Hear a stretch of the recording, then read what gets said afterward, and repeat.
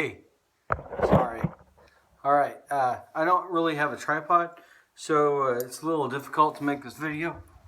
But let me get down here where you can halfway see my face. So my name is John. I'm an Eagle Scout, and I've been using Firesteel for a very long time. I've used this one here, which is your old Coghlan's. It's not the Doan.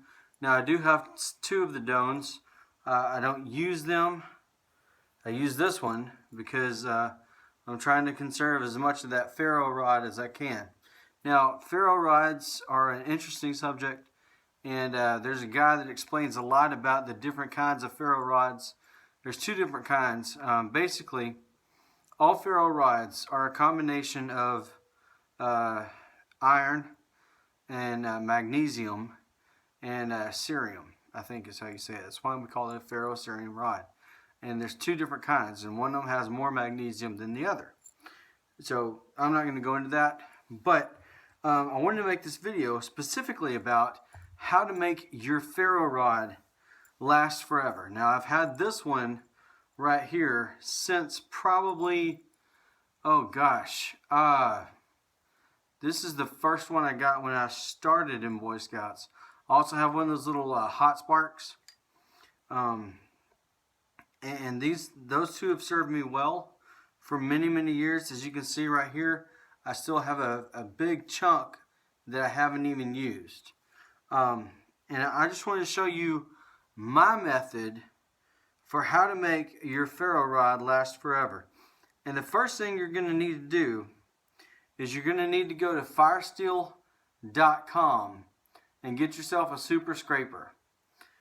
This is what I use exclusively. I do not use a knife blade, and so right now I'm just going to go ahead and get into how to make your ferro rods last forever.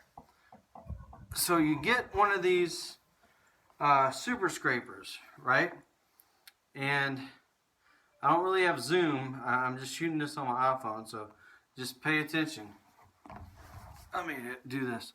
Alright, so you get the super scraper, and you're going to put it right here, and you're going to just use this last little bit, okay? And you're going to scrape down and flick. That flick at the end is what sends the sparks shooting out, okay? So there's a lot of people that say that you got to start way up here and then scrape all the way down. Now, if you are in a survival situation, all right, and you absolutely have to get a fire started, absolutely do that. With, you know, if you just fell in a river and you're frozen, or you're not frozen obviously, but you're hypothermic and you have to get a fire started, man, buddy, dig in there. I always hold mine at an angle, so not perfectly 90 degrees, but a little bit of an angle. Man, just dig in there and shoot you a good shower of sparks in there. Get that thing started. That will absolutely save your life. Okay, so if you are in a survival situation, start up here at the top, dig in there with all your strength, and force it all the way down and flick it at the end. And you saw what just happened. Now this is, I think this is one of the older kind of ferro rods, okay? Get that fire started if you're in a survival situation. So that's method number one of using a Firesteel. Method number two is the way that I normally use it. You just get down here at this very last little bit, all right? Kind of get it at an angle. You want it tilted away from you initially. So you want it tilted away from you, and that's how I did it with the first one. Because you're gonna, when you're scraping down, you're gonna flick it that way, and that's gonna shove all the sparks out there. So method number two is just get down here on this last little bit, all right, and then just Now you got to get right up next to your tinder, but that will start a fire. Absolutely, no questions asked. If you, obviously, I'm all about conserving your resources. I want to conserve as much of my resources as I can. So if I can use solar ignition, I will. But if it's just, if the sun's not out, if it's cloudy, or if I don't have a good, if I don't have any good tinder that'll catch with solar ignition, man, just get your ferro rod out and use it. I've got 3 or 4 of those, and then I also have the bunker from Firesteel.com. I think it's the bunker. It's either the bunker or the Armageddon. It's the next one up from the Gobspark, and it's just fantastic. So that's method number 2. Now, another method number 3 of using a Firesteel is going to be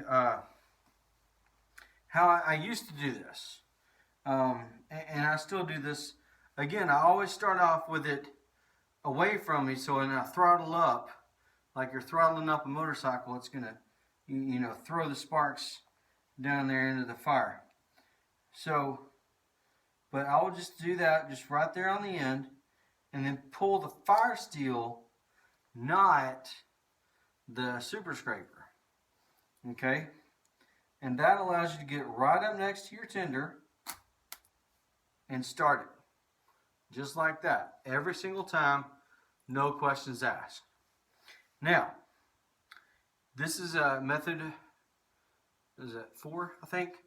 Method number 4 of using a Firesteel, and this is really the secret of how to make your Firesteel last forever. Now, I want you to look at this. This is the bottom of my Firesteel, alright? Now, it might take you 12,000 strikes all along this surface to eat all the way through your Firesteel. And as you can see, I've practiced with this one. It's all dug up and pitted in here. And this side is essentially ruined. I mean, I can still, get a little bit going with it, but it's seen better days. So, when I first got this, I wanted to, shoot the sparks down the hallway like the guy does on there. And that's fun, but it will eat through your Firesteel very quick, because this Firesteel from Firesteel.com it's a very, very good Firesteel. It has, however, it has more magnesium in it than it does than the older Firesteels.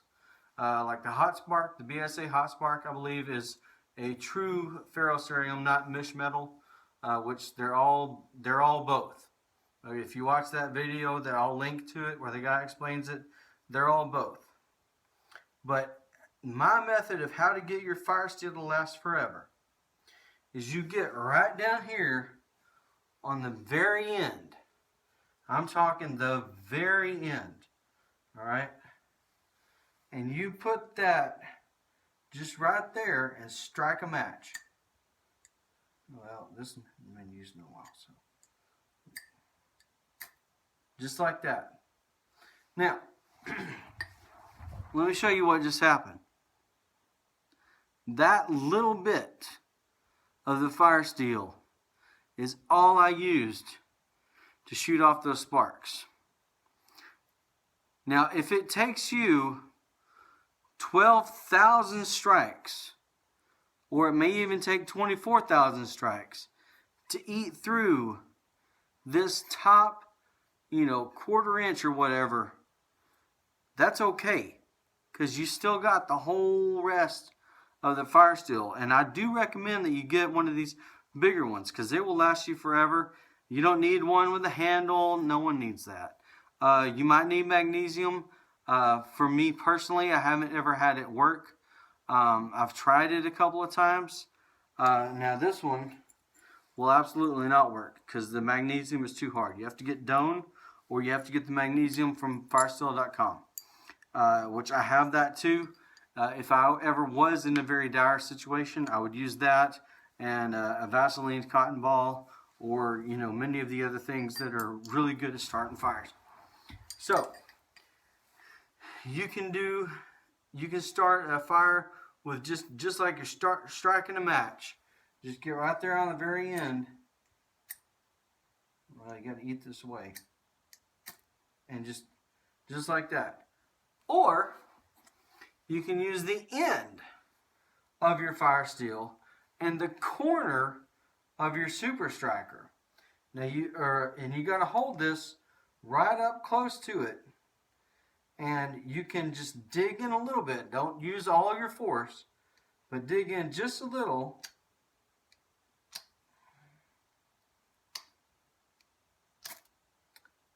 And you can shoot it like that.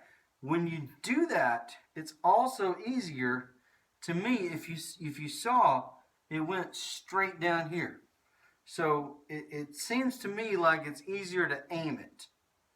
So if you got this at an angle, you kind of got your Firesteel like this at an angle, and you're using just the corner of your Super Striker. Come on. It's easier to aim. And that'll get you right up there, right where you need to be. Now I'm looking like an idiot.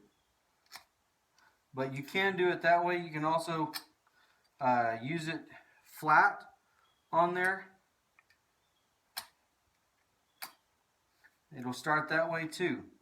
So, if it takes you 12 or 24,000 strikes to eat through the top 1/10 of an inch of that, you're still going to be good because you got another 5 inches. So that's just a couple of different methods, and obviously they require practice.